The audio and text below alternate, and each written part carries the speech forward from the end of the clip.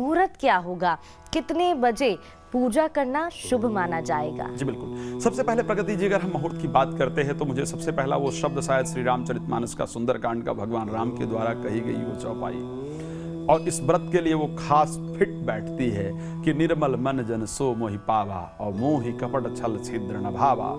बाकी सभी व्रतों में, सभी पूजाओं में किया गया मिस्टेक, की कई गलतियां शायद स्वीकार्य होती हैं, हो जाती हैं, लेकिन एक यही इस प्रकार का व्रत है, एक कठिनतम व्रत है जिसमें किया गया जो मिस्टेक है वो स्वीकार्य नहीं है।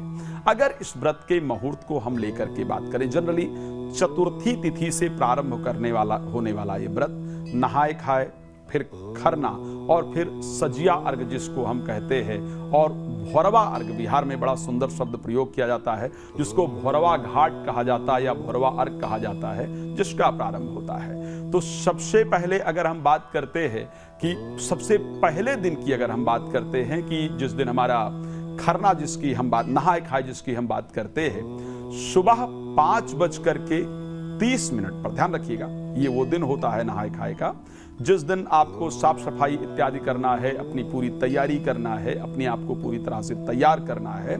ये इसी दिन से स्पेशली इस व्रत का प्रारंभ हो जाता है।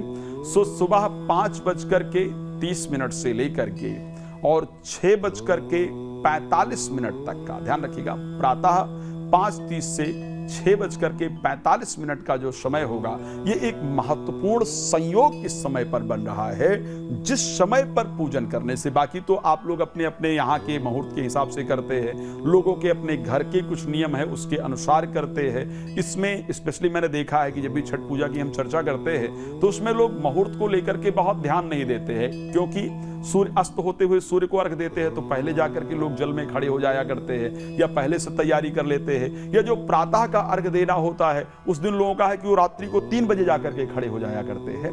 बट जो हम मुहूर्त की यहाँ पर चर्चा कर रहे हैं, हमने नहाए खाए की चर्चा की है, ये एक समय है जिस समय पर की गई सूर्य की प्रार्थना, जिस समय की गई छठी मैया की प्रार्थना आपके लिए विशेष लाभप्रद होगी। तो ये नहाए खाए का। दूसरा, खरना के मुहूर्त की अगर हम बात करते हैं तो सुबह 6 बजे से लेकर के, खरना का जो है 6 बजे से लेकर के 6:50 तक सुबह अपने आप को अपने आप को तैयार करने का, नहा धो करके पूरी तैयारी का सुंदर मुहूर्त होगा। शाम का 5 बजे से लेकर के और 6:20 का, शाम को 5 बजे से लेकर के और 6:20 तक का जो समय होगा, ये बहुत सुंदर समय होगा। अच्छा, अब हम बात करते हैं सजिया अर्घ को लेकर के, जो कि 19 तारीख को विशेष पर्व है। शाम का अर्घ हमको किस समय पर देना है उसको आप लोग विशेष नोट कर लीजिए। कई जगह पर हम जो बात कर रहे हैं, एक जनरल बात कर रहे हैं सूर्योदय को लेकर के। आपके यहाँ प्रदेश में या आपके क्षेत्र में सूर्योदय का कुछ डिफरेंस हो, या बहुत लोग इस कार्यक्रम को फॉरेन के अंदर बैठ करके देख रहे होंगे, विदेश के अंतर्गत, तो बहुत परिवर्तन हो, वहां का सूर्योदय आप चेक कर सकते हैं, वहां के अनुसार आप मुहूर्त को चेक कर सकते हैं। लेकिन 19 तारीख को सायंकाल में बहुत सारी जगह 5:22 पर सूर्यास्त हो रहे हैं। बहुत सारी जगह जो है वो 5:25 पर हो रहे हैं, 5:26 पर हो रहे हैं। हमने यहाँ पर 5:26 का समय निर्धारित किया है जब सूर्य उदय होगा।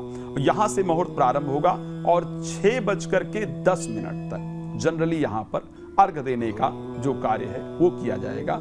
शाम को 5 बजे से लेकर के और 6:10 तक। तैयारियां इससे बहुत पहले लोग प्रारंभ कर देते हैं।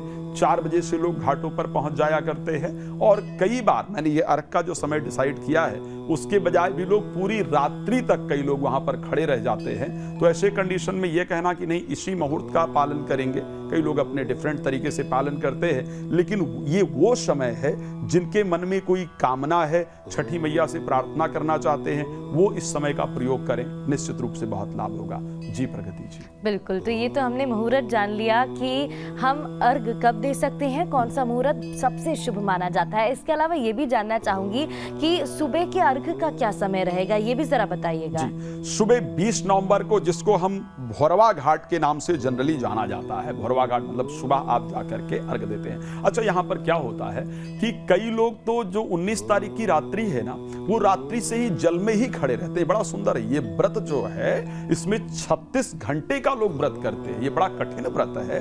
सो कई लोग तो रात्रि में गए, साजिया जिसको अर्घ कहा जाता है, वो दिया और उसके बाद जल में ही खड़े रहते हैं। और अगले दिन जब सुबह सूर्य उदय हो रहा होता है, उषा और प्रत्युषा अर्घ की बात की जाती है, तो उषा अर्घ दे करके और सुबह प्रत्युषा अर्घ दे करके फिर जल से बाहर आते हैं। तो उनके लिए अब जो अर्घ देने का विशेष मुहूर्त है, प्रातः 6 बजे से लेकर के सुबह का, और 6:52 का अर्घ का वक्त है। लेकिन अब जल में, क्योंकि कुछ लोग पूरी रात्रि खड़े रहते हैं, कुछ लोग रात्रि को 3 बजे से जाकर के खड़े होना प्रारंभ हो जाते हैं, कुछ लोग रात्रि को 4 बजे से जाकर के खड़े होना प्रारंभ हो जाते हैं।